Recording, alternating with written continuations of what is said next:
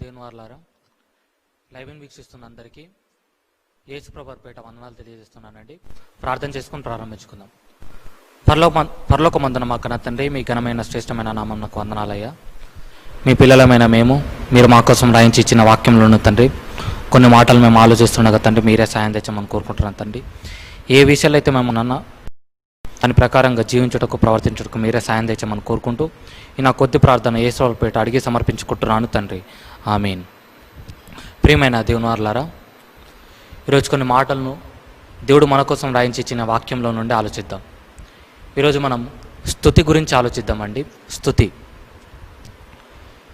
ఈరోజు ప్రపంచంలో ఉన్న క్రైస్తవులందరూ, ప్రపంచంలో ఉన్న క్రైస్తవులు దేవునికి ఎన్నో ప్రార్థనలు, ఎన్నో విన్నపాలు, ఎన్నో విజ్ఞాపాలు చేసినంతగా ప్రపంచంలో ఉన్న క్రైస్తవులు అంతలా దేవునికి స్తుతులు చెల్లించరు. ఇది నిజమా కాదా? మనం కూడా అంతే. ఎన్నో ప్రార్థనలు మనం చేసినంతగా, ఎన్నో విన్నపాలు చేసినంతగా దేవునికి అంతలా మనం స్తుతులు చెల్లించాం. ఎందుకంటే ఏదో స్తుతి అన్న పదాన్ని లేదా స్తుతిని మనం చిన్న చూపుగా, చిన్నదిగా మనం చూస్తూ ఉంటాం. స్తుతి అన్న పదం చిన్నదిగా కనిపించిన దానిలోని భావం ఎంతో ఉన్నతమైనది, ఎంతో శక్తివంతమైనది. ఆ స్తుతి మన స్థితిని మార్చేస్తుంది. ఆలోచిద్దాం స్తుతి గురించి. ఇంతకు దేవుణ్ణి స్తుతించాలి అంటున్నాం. దేవుణ్ణి ఎవరు స్తుతించాలి? దేవుణ్ణి ఎవరు స్తుతించాలి? ఒక్కసారి 148వ కీర్తన 148వ కీర్తన 12వ వచనం, 148వ కీర్తన 12వ వచనం ఒకసారి జాగ్రత్తగా పరిశీలన చేద్దాం. దేవుణ్ణి ఎవరు స్తుతించాలో భక్తుడు అంటున్నాడు. యవనులు, కన్యలు, వృద్ధులు, బాలురు అందరూ యెహోవా నామమున స్తుతించుదురు. ఇక్కడ ఒక క్లారిటీ అనేది మనకు వచ్చేసింది. దేవుణ్ణి ఎవరు స్తుతించాలి అంటే ప్రపంచంలో ఉన్న ప్రతి మనిషి దేవుణ్ణి స్తుతించాలి. ప్రపంచంలో ఉన్న ప్రతి వ్యక్తి దేవుణ్ణి స్తుతించాలి. ఇంతకు దేవుణ్ణి ఏ కారణాలను బట్టి మనం స్తుతించాలి? ఏ కారణాలను బట్టి మనం స్తుతించాలి? ఎన్నో కారణాలను బట్టి మనం దేవుణ్ణి స్తుతించవచ్చు. ఈరోజు ఒక 2 కారణాలను మనం జాగ్రత్తగా ఆలోచిద్దాం. 2 కారణాలను ఒకసారి జాగ్రత్తగా పరిశీలన చేద్దాం. దేవుణ్ణి ఏ కారణాలను బట్టి స్తుతించాలి అంటే, మొదటిది 107వ కీర్తన 8వ వచనం ఒకసారి జాగ్రత్తగా ఆలోచిద్దామండి. 107వ కీర్తన 8వ వచనం ఒకసారి జాగ్రత్తగా పరిశీలన చేద్దాం. ఆయన కృపను బట్టి, నరులకు ఆయన చేయు ఆశ్చర్య కార్యములను బట్టి వారు యెహోవాకు కృతజ్ఞతాస్తుతులు చెల్లించుదురు. అదే వచనం మనకు 15వ వచనంలో కూడా కనబడుతుంది. చదువుకుందాం ఒకసారి. ఆయన కృపను బట్టి, నరులకు ఆయన చేయు ఆశ్చర్య కార్యములను బట్టి వారు యెహోవాకు కృతజ్ఞతాస్తుతులు చెల్లించుదురు. 21వ వచనం. ఆయన కృపను బట్టి, నరులకు ఆయన చేయు ఆశ్చర్య కార్యములను బట్టి వారు యెహోవాకు కృతజ్ఞతాస్తుతులు చెల్లించుదురు. ఇక్కడ భక్తుడు అంటున్నాడు, నరులు దేవునికి ఏ కారణాన్ని బట్టి స్తుతులు చెల్లించాలి అంటే ఆయన చేయు ఆశ్చర్య కార్యాలను బట్టి దేవునికి స్తుతులు చెల్లించాలి. నరులకు ఆయన చేయు ఆశ్చర్య కార్యములను బట్టి, నరులకు ఆయన చేయు ఆశ్చర్య కార్యములను బట్టి మనం దేవునికి స్తుతులు చెల్లించాలి. ఇంతకు ప్రపంచ మానవాళికి, ప్రపంచంలో ఉన్న ప్రతి మనిషికి దేవుడు చేసిన ఆశ్చర్య కార్యములేంటి? దేవుడు ఎన్నో ఆశ్చర్య కార్యాలు చేశాడు. దానిలో నుండి ముఖ్యమైనవి మనం ఈరోజు మాట్లాడుకుందాం. ముఖ్యమైనవి ఈరోజు జాగ్రత్తగా ఆలోచిద్దాం. దేవుడు ప్రపంచ మానవాళికి చేసిన ఆశ్చర్య కార్యాలు ఏంటో మనం ఆలోచిద్దాం. ఇప్పుడు మొదటిది 139వ కీర్తన 13-14 వచనం జాగ్రత్తగా పరిశీలన చేద్దామండి. 139వ కీర్తన 13-14 వచనం ఒకసారి జాగ్రత్తగా ఆలోచిద్దాం. నా అంతరంద్రియములో నీవే కలుగజేసితివి, నా తల్లి గర్భమందు నన్ను నిర్మించిన వాడవు నీవే. నీవు నన్ను కలుగజేసిన విధము చూడగా భయమును ఆశ్చర్యమును నాకు పుట్టుచున్నవి. అందును బట్టి నేను నీకు కృతజ్ఞతాస్తుతులు చెల్లించుచున్నాను. భక్తుడు అంటున్నాడు, నన్ను తల్లి గర్భమందు నన్ను నిర్మించిన వాడవు నీవే. నువ్వు నన్ను కలుగజేసిన విధము చూడగా నాకు భయము ఆశ్చర్యమును పుట్టుచున్నది. దేవా, నీకు కృతజ్ఞతలు అంటున్నాడు. నన్ను ప్రపంచంలోకి పంపించింది నువ్వే, నన్ను కలుగజేసింది నువ్వే, నన్ను తల్లి గర్భమందు నిర్మించినది కూడా నువ్వే. నన్ను కలుగజేసినది నువ్వే కనుక నేను నీకు కృతజ్ఞతాస్తుతులు చెల్లిస్తున్నాను దేవా అంటున్నాడు.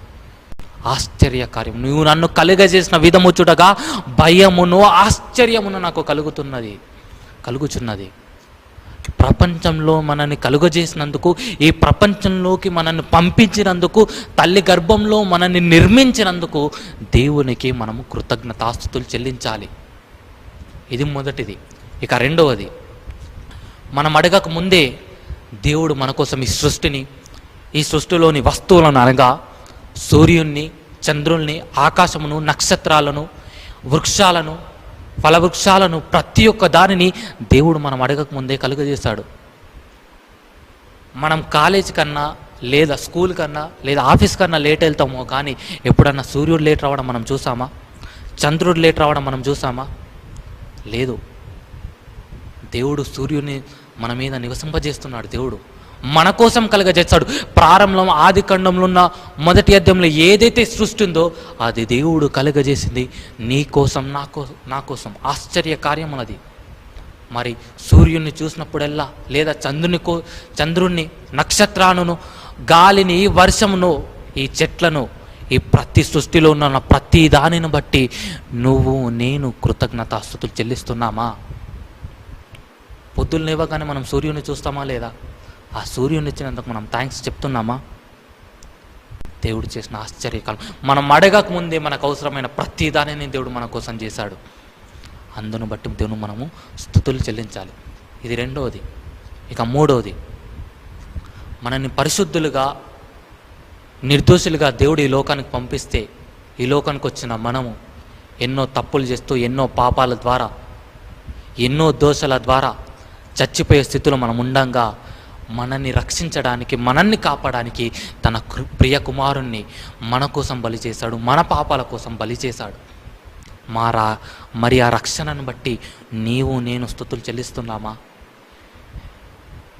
యేసుప్రభు వారి దగ్గరకు వస్తే రక్షణ కలుగుతుందని చెప్తున్నాం. మనం ఆ రక్షణను బట్టి దేవునికి థ్యాంక్స్ చెప్తామా? ఈరోజు ప్రపంచంలో ఏ మనిషి అయినా, ఏ తల్లిదండ్రులైనా తన కుమారుణ్ణి బలి చేసుకుంటాడా ఎవరి కోసమైనా? కానీ మన కన్న తండ్రి అయిన దేవుడు నీ కోసం, నా కోసం తన కుమారుణ్ణి బలి చేసి మనకు రక్షణను దయచేశాడు. మా రక్షణను బట్టి నువ్వు థ్యాంక్స్ చెప్తున్నావా? ఆ రక్షణను బట్టి నువ్వు స్తుతులు చెల్లిస్తున్నావా? నాలుగవది. ఇది మూడవది. నాలుగవది చూద్దాం. యేసుప్రభు తెలివి వెళ్ళిపోయిన తర్వాత ఆయన సన్నిధిలో మనల్ని నడిపించడానికి, మనల్ని గైడ్ చేయడానికి దేవుడు మన కోసం పరిశుద్ధాత్మ దేవుణ్ణి పంపించాడు. పరిశుద్ధాత్మ దేవుణ్ణి పంపించాడు. మరి ఆ పరిశుద్ధాత్మ దేవుని బట్టి నువ్వు స్తుతులు చెల్లిస్తున్నావా? ఆ పరిశుద్ధాత్మ దేవుని బట్టి మనం కృతజ్ఞతాస్తుతులు చెల్లిస్తున్నామా? మనల్ని ప్రతి క్షణం నడిపిస్తున్నాడు ఆయన సన్నిధిలో. మరి ఆ పరిశుద్ధాత్మ దేవుని బట్టి నీవు నేను దేవునికి స్తుతులు చెల్లిస్తున్నామా? ఐదవది, దేవుడు మనల్ని రక్షించుకోవడానికి, మన ఆత్మలను రక్షించుకోవడానికి ఎన్ని కష్టాలు వచ్చినా, ఎన్ని ఇబ్బందులు వచ్చినా ఈ దైవ వాక్యాన్ని, ఈ బైబిల్ని మన కోసం రాయించి ఇచ్చాడు. ఈ వాక్యాన్ని బట్టి నువ్వు స్తుతులు చెల్లిస్తున్నామా? ఈ వాక్యాన్ని చదవడం కాదు, ఈ వాక్యాన్ని బట్టి మనం దేవునికి కృతజ్ఞతాస్తుతులు చెల్లించాలి. దేవా, ఈ వాక్యాన్ని ఇచ్చినందుకు థ్యాంక్స్ తండ్రి అని. ఎన్ని కష్టాలు వచ్చినా, ఎన్ని ఇబ్బందులు వచ్చినా వాక్యాన్ని మన చేతుల దాకా దేవుడు మన కోసం తెప్పించాడు. మరి వాక్యాన్ని బట్టి నీవు నేను స్తుతులు చెల్లిస్తున్నామా? నెక్స్ట్, ఈ దినాన్ని చూడక ఎంతోమంది మరణిస్తున్నారు, కానీ మనం మాత్రం ఈ దినాన్ని చూస్తున్నాం. ఈ దినాన్ని బట్టి నువ్వు నేను స్తుతులు చెల్లిస్తున్నామా? ఇవి దేవుడు చేస్తున్న, మన పట్ల దేవుడు చేస్తున్న ఆశ్చర్య కార్యములు ఒకసారి ఆలోచించాలి. ఆరవది చెప్పాను ఇప్పుడు. నెక్స్ట్ ఏడవది, దేవుడు మనకు తగినంత ఆహారాన్ని ప్రతిదినము మనకు దయచేస్తున్నాడు. ఆహారమును బట్టి, ఏదో ప్రార్థన చేస్తున్నప్పుడు కాదు, మనం ఏదో అన్నం తింటున్నప్పుడు కాదు ప్రార్థన చేయడం. ప్రతి క్షణం దేవుడు మనకు ఆహారం ఇస్తున్నాడు కాబట్టి ఆ ఆహారం బట్టి మనం స్తుతులు చెల్లిస్తున్నామా? ఎనిమిదవది, మనము బయటకు వెళ్తే క్షేమంగా, సురక్షితంగా, ఏ ప్రమాదాలకు గురి కాకుండా దేవుడు నన్ను క్షేమంగా, సురక్షితంగా ఇంటికి చేస్తున్నాడు. మరి వాటిని బట్టి ప్రార్థన చేస్తున్నామా? ఎంతోమంది ప్రమాదాలకు గురైపోతున్నారు. ఆ స్థితిలో మనం ఉంచక మనల్ని క్షేమంగా, సురక్షితంగా ఇంటికి చేరుస్తున్నాడు దేవుడు. మరి వాటిని బట్టి స్తుతులు చెల్లిస్తున్నామా? ఇలా ఆలోచించుకుంటూ పోతే మనకి ఎన్నో ఆశ్చర్యకార్యములు కనిపిస్తాయి. నేను ప్రాముఖ్యమైనవి మనకు తెలిసినవి నేను చెప్పాను. ఆలోచించుకుంటూ పోతే ఇంకా మన జీవితంలో దేవుడు మనకి ఎన్ని మేలులు చేస్తాడు, ఎన్ని ఆశ్చర్యకార్యాలు చేస్తాడు. ఒకసారి మన జీవితాల గురించి మనం ఆలోచిద్దాం. అలా ఆశ్చర్యకార్యాలు చేసిన బట్టి, ఆశ్చర్యకార్యములను బట్టి నీవు నేను దేవునికి స్తుతులు చెల్లిస్తున్నామా? ఒక వ్యక్తి మనకు చిన్న సహాయం చేస్తేనే కనిపించిన ప్రతిసారి ఒక 100 సార్లు థ్యాంక్స్ చెప్పేదాకా మనం వదలం. ఆ థ్యాంక్స్ చెప్పానని మనము రిలేటివ్గా కూడా మార్చుకుంటాం, బంధుత్వం కూడా చేసుకుంటాం, అండ్ బంధాన్ని కూడా కలుపుకుంటాం ఒక చిన్న సహాయం చేసినందుకు. కానీ దేవుడు ఎన్ని ఆశ్చర్య కార్యాలు మన పట్ల చేసినా కూడా మనం ఎన్నిసార్లు థ్యాంక్స్ చెప్తున్నాం? మనం థ్యాంక్స్ చెప్తున్నామా? అసలు దేవునికి స్తుతులు చెల్లిస్తున్నామా?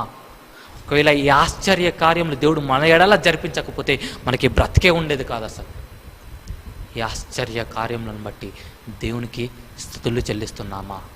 నరులకు చేయు ఆశ్చర్య కార్యములను బట్టి దేవునికి కృతజ్ఞతాస్తుతులు చెల్లించాలి. ఆశ్చర్య కార్యములు ఏంటో, ముఖ్యమైనవి ఏంటో మనం చూసాం. ఇంకా మన జీవితంలో మనకు ఎన్నో చేస్తాడు. అవన్నిటిని మీరు ఒకసారి ఆలోచించండి. ఆశ్చర్య కార్యములను బట్టి స్తుతులు చెల్లించాలి. ఇక రెండవది ఏ కారణాన్ని బట్టి మనం దేవునికి స్తుతులు చెల్లించాలో ఒక్కసారి 146వ కీర్తన 6వ వచనం నుండి ఒకసారి జాగ్రత్తగా చదువుకుందామండి. 146వ కీర్తన 6వ వచనం నుండి. మొదటిది, దేవుడికి ఏ కారణాన్ని బట్టి స్తుతులు చెల్లించాలంటే ఆయన చేసిన ఆశ్చర్య కార్యములను బట్టి స్తుతులు చెల్లించాలి. ఇక రెండోది ఏ కారణాన్ని బట్టి చెల్లించాలో ఇప్పుడు 146వ కీర్తన 6 నుండి 10 వచనాలు ఒకసారి జాగ్రత్తగా చదువుకుందామండి. ఆయన ఆకాశమును, భూమిని, సముద్రమును, దానిలోని సర్వమును సృజించిన వాడు. ఆయన ఎన్నడూనూ మాట తప్పని వాడు. బాధపరచబడు వారికి ఆయన న్యాయము తీర్చును. ఆకలి గొనిన వారికి ఆహారం దయచును. యెహోవా బంధింపబడిన వారిని విడుదల చేయును. యెహోవా గ్రుడ్డి వారి కన్నులు తెరవజేయవాడు. యెహోవా కృంగిన వారిని లేవనెత్తువాడు. యెహోవా నీతిమంతులను ప్రేమించేవాడు. యెహోవా పరదేశులను కాపాడువాడు. ఆయన తండ్రి లేని వారిని, విధవదాండ్రను ఆదరించేవాడు. భక్తిహీనుల మార్గం ఆయన వంకర మార్గంగా చేయును. యెహోవా నిరంతరం ఏలును. సియోను నీ దేవుడు తరములన్నిటినూ రాజ్యం చేయును. యెహోవాను స్తుతించుడి. ఆయన గుణాలను బట్టి భక్తుడు ఆయన గుణాలను బట్టి దేవుణ్ణి స్తుతిస్తున్నాడు. ఏమంట? యెహోవా బంధింపబడిన వారిని విడుదల చేయును. యెహోవా కృంగిన వారిని లేవనెత్తునని ఆయన గుణాలను బట్టి ఒక భక్తుడు దేవుడు స్తుతిస్తున్నాడు. ఈరోజు ఆ గుణాలను బట్టి మనం స్తుతిస్తున్నామా? ఆయన గుణాలను బట్టి స్తుతించడం అంటే ఆయన ఏ గుణాలనైతే కలిగి ఉన్నాడో ఆ గుణాలను మనం పాటించడం, మనం కలిగి ఉండడం. ఉదాహరణకు ఆయన పరిశుద్ధుడు, మనం ఎలా ఉండాలి? మనం పరిశుద్ధంగా ఉండాలి.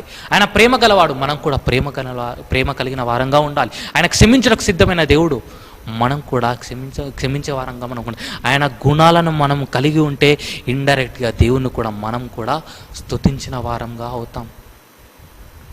ఏ గుణాలనైతే మనం కలిగి ఉంటున్నామో ఆ గుణాలను పాటించడమే కాదు, ఆ గుణాలను మనం ఇతరులకు చెప్పాలి. ఏ గుణాలనైతే మనం కలిగి ఉన్నామో ఆ గుణాలను ఇతరులకు పాటించాలి. ఇప్పుడు ఒకవేళ దేవుడు పరిశుద్ధుడు కనుక మీరు కూడా పరిశుద్ధంగా ఉండాలని ఇతరులకు, మనం పరిశుద్ధంగా ఉంటూ ఇతరులకు మీరు పరిశుద్ధంగా ఉండాలి, దేవుడు పరిశుద్ధుడు అని చెప్పేసి ఇతరులకు చెప్పాలి. ఏ గుణాలనైతే దేవుడు కలిగి ఉన్నాడో ఆ గుణాలను మనం పాటిస్తూ ఆ గుణాలను గురించి, దేవుని గుణాలను గురించి ఇతరులకు చెప్పాలి. అలా చెబితే దేవుణ్ణి మనం స్తుతించిన వారంగా అవుతాం. దేవుణ్ణి ఆయన గుణాలను బట్టి స్తుతించాలి. ఆయన ఆశ్చర్య కార్యములను బట్టి స్తుతించాలి. రెండవది ఆయన గుణాలను బట్టి స్తుతించాలి. దేవునికి ఏ కారణాన్ని బట్టి స్తుతించాలో అర్థమైపోయింది ఇప్పటివరకు. ఆయన చేయు ఆశ్చర్య కార్యములను బట్టి మరియు దేవుని గుణాలను బట్టి మనము ఆయన స్తుతించాలని నాకు అర్థమైపోతుంది. ఇంతకు మనం ఏ స్థితిలో దేవుణ్ణి స్తుతించాలి? ఒక్క సందర్భాన్ని చూద్దాం. ఏ స్థితిలో మనం దేవుని స్తుతించాలో. రాజుల మొదటి గ్రంథము మొదటి అధ్యాయం మొత్తం మనం ఆలోచించగలిగితే ఇక్కడ సందర్భం ఏంటంటే రాజైన దావీదు గారు వృద్ధుడు చనిపోయే స్టేజ్లోకి వెళ్ళిపోతాడు. ఆయన చనిపోయే స్టేజ్ అయినప్పుడు అదోనియా అనే వ్యక్తి నెక్స్ట్ ఈ రాజ్యానికి నేనే రాజు, దావీదు గారు చనిపోతున్నారు కదా, నెక్స్ట్ ఈ రాజ్యానికి నేనే రాజు అని చెప్పేసి ప్రకటిస్తూ ఉంటాడు. అలా ప్రకటిస్తున్నప్పుడు నాతాన్ గారు వచ్చి దావీదు గారి దగ్గరికి, మీరేమైనా అదోనియాను రాజుగా ప్రకటించారా? ఆయనేమో ఈ రాజ్యానికి నెక్స్ట్ నేనే రాజు అని ప్రకటిస్తున్నాడు, మీరేమైనా ప్రకటించారంటే లేదు నేనేం ప్రకటించలేను, నెక్స్ట్ ఈ రాజ్యానికి రాజు నా కుమారుడైన సొలొమోనే అని చెబుతాడు. సొలొమోను గారు రాజు అయినప్పుడు కొంతమంది పెద్దలు వచ్చి ఏలినవాడా, ఈ కుమారుని రాజ్యం నీ రాజ్యం కంటే గొప్పదిగా ఉంటుంది, నీ రాజ్యం కంటే ఘనంగా ఉంటుందని చెప్పేసి అని అన్నప్పుడు దావీదు గారు ఆయన అంటున్న మాటలను ఒక్కసారి మనం జాగ్రత్తగా చూడగలిగితే 47-48 వచనాలండి. రాజుల మొదటి గ్రంథము 47-48 వచనం. అందుకే రాజు సేవకులు గనయేలిన వాడును రాజునకు దావీదునకు కృతజ్ఞతలు చెల్లింపవచ్చి, నీకు కలిగిన ఖ్యాతి కంటే సొలొమోనుకు ఎక్కువైన ఖ్యాతి కలుగునట్లును నీ రాజ్యం కంటే అతని రాజ్యం ఘనముగా ఉండునట్లును దేవుడు దయచేయును గాక అని చెప్పగా, రాజు మంచము మీద సాగిలపడి నమస్కారం చేసి నేను సజీవునై ఉండగా ఈ దినం జరిగినట్లు నా సింహాసం మీద ఆసీనుడగుటకు ఇశ్రాయేలీయుల దేవుడైన యెహోవా ఒకని నాకు దయచేసినందుకు ఆయనకు స్తోత్రం కలుగును గాక అంటున్నాడు.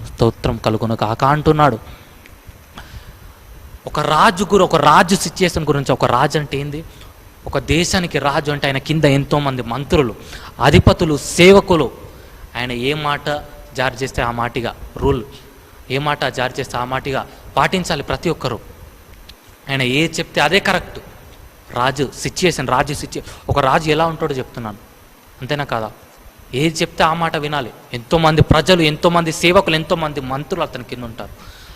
అయినా రాజు అయిన దావీదు గారు అంత స్థితిలో ఉన్నా కూడా దేవుడు అనేసరికి ఆయన చూడండి ఎలా చేస్తున్నాడు, మంచము మీద సాగిలపడి నమస్కారము చేసి ఆయనకు స్తుతులు చెల్లిస్తున్నాడు. ఒక సిచ్యుయేషన్, ఆయన స్టేటస్ చూడండి. ఒక రాజు, ఒక కింగ్, ఆ రాజు ఆ స్టేటస్ కలిగి ఉన్నా కూడా దేవుడికి స్తుతులు చెల్లించాలి అనేసరికి నమస్కారం చేస్తున్నాడు.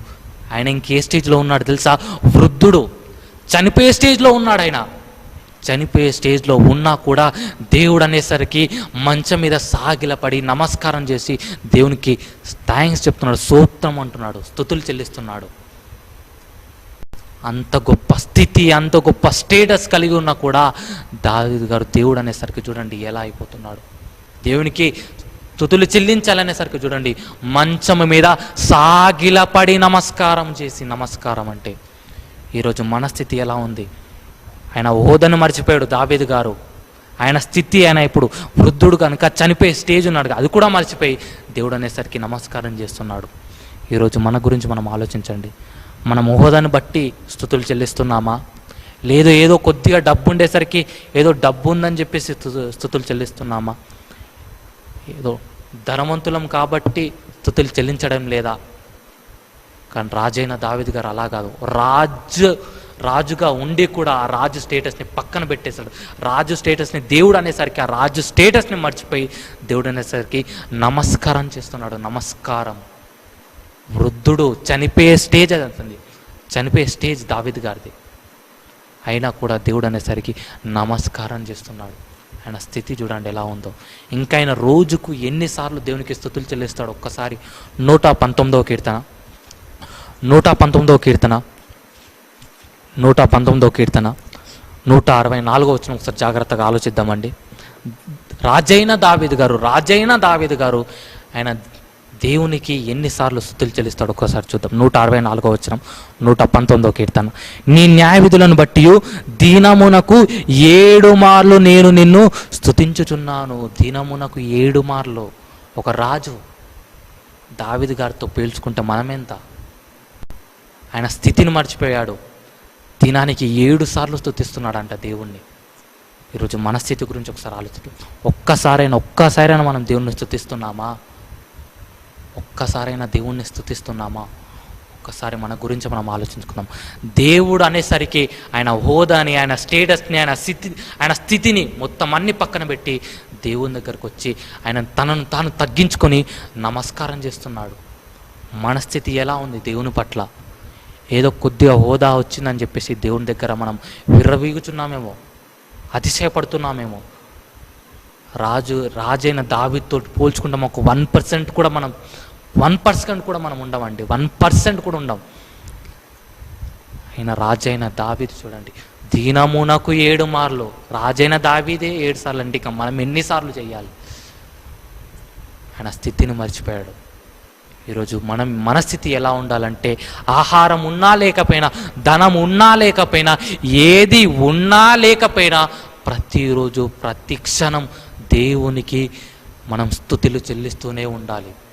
స్తుతులు చెల్లిస్తూనే ఉండాలి. స్థితిని మర్చిపోవాలి. మన దేవుడు అనేసరికి మన స్థితిని మర్చిపోవాలి. ఏది ఉన్నా లేకపోయినా ప్రతి క్షణం మనం దేవునికి స్తుతులు చెల్లిస్తూనే ఉండాలి. 2 విషయాలు మనం ఆలోచించాం ఈరోజు స్తుతి గురించి. ఏ కారణాలను బట్టి స్తుతులు చెల్లించాలి, ఏ స్థితిలో దేవునికి స్తుతులు చెల్లించాలి. ఇక 3వది మనం ఆలోచించగలిగితే, ఒకసారి సందర్భాన్ని చూసుకొని మనం ఆలోచించుకుందాం.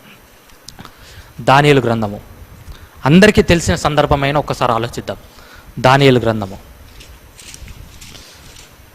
3వ అధ్యాయము. దానియేలు గ్రంథం 3వ అధ్యాయము.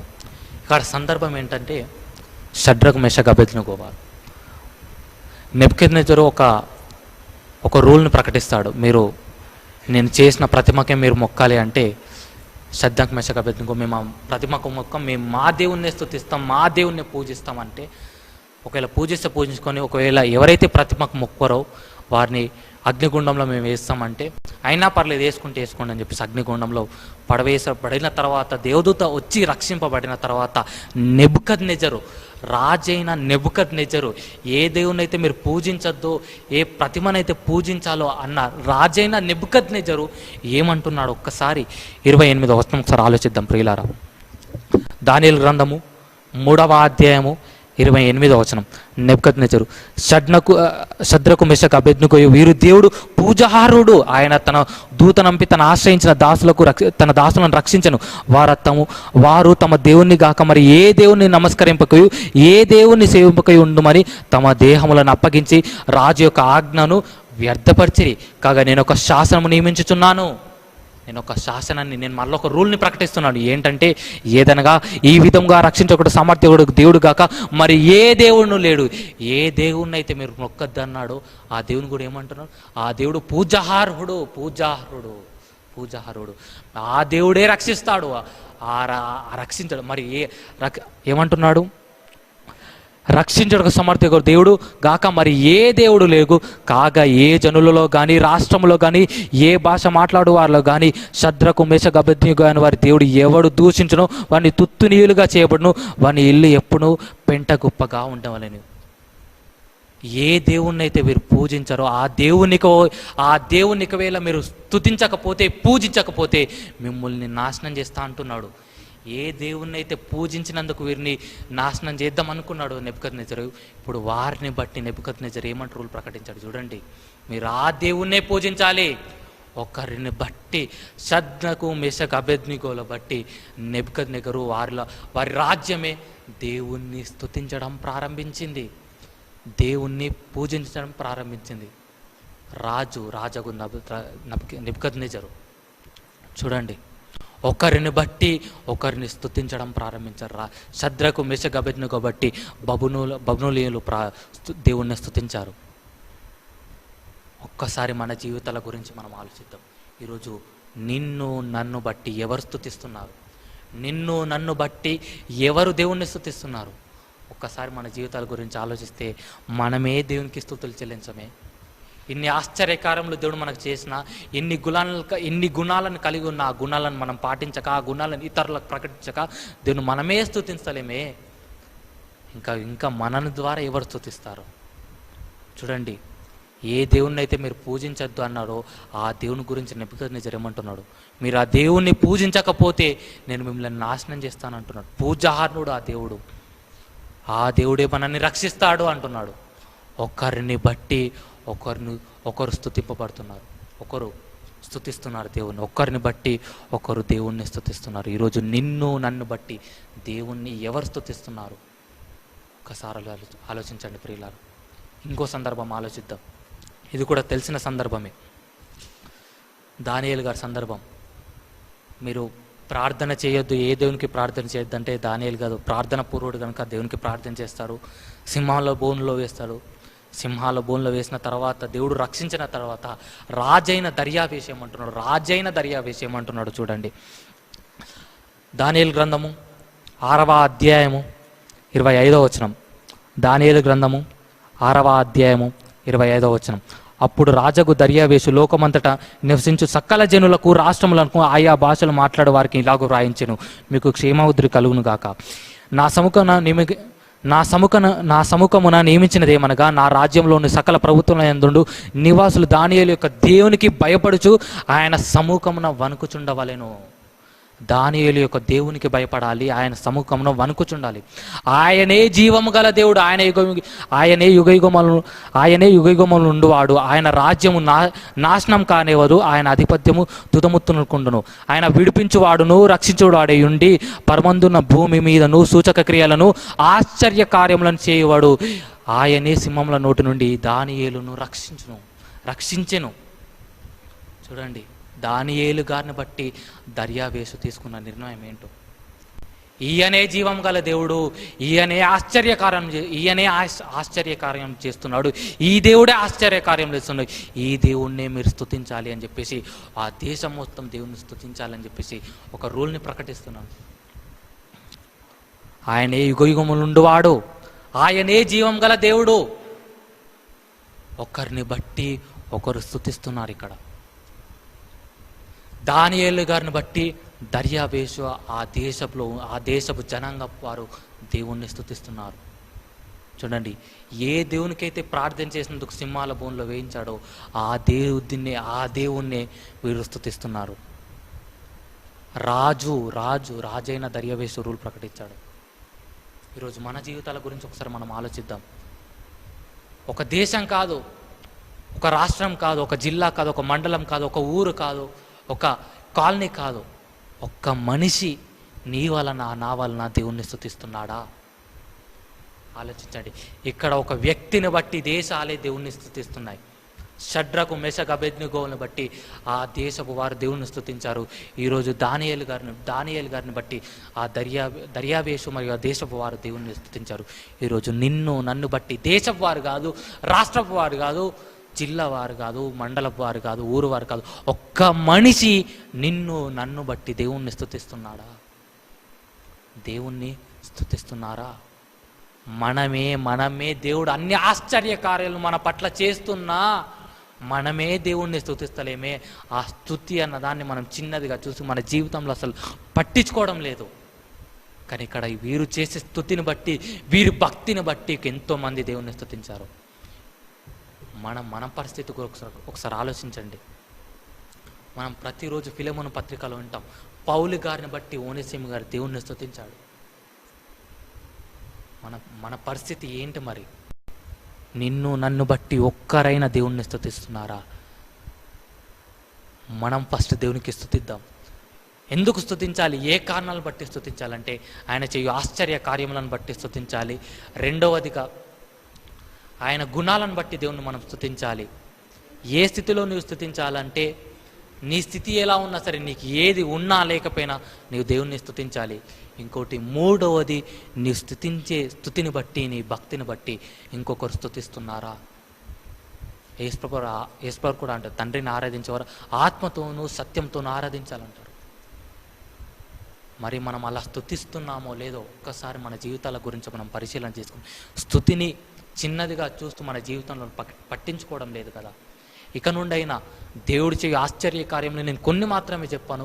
మన జీవితాలకు బాగా తెలుసు, మన మనస్సాక్షికి బాగా తెలుసు మనకు దేవుడు ఎన్నెన్ని కార్యాలు చేశాడు. మన సొంతంగా మనకు ఎన్నో కార్యాలు చేసి ఉంటాడు కదా దేవుడు.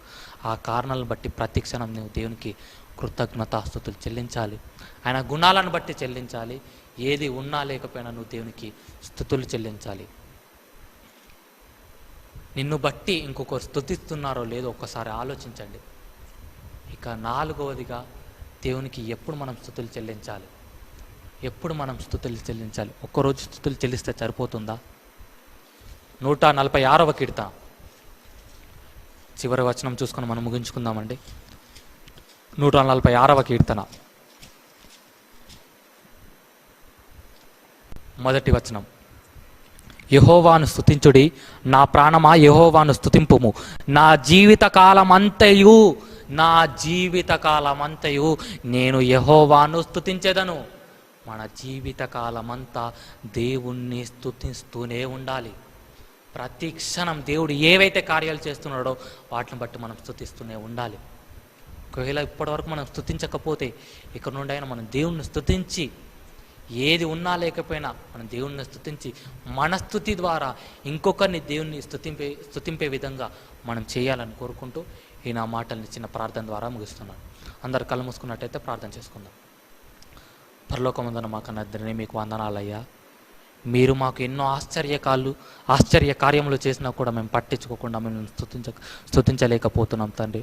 ఒక వ్యక్తి మాకు సహాయం చేస్తే దానికి 100 సార్లు థ్యాంక్స్ చెప్తాం. కానీ మీరు మాకు ఎన్నో కార్యాలు చేసినా ఒక్కసారి కూడా మీకు స్తుతులు చెల్లించక బ్రతుకుతున్నాం తండ్రి. దయచేసి క్షమించమని కోరుకుంటున్నాం తండ్రి. ఇక నుండి అయినా తండ్రి మీరు చేయ ఆశ్చర్య కార్యములను బట్టి, మీ గుణాలను బట్టి మేము స్తుతించే వారంగా మేము ఉంటాము తండ్రి.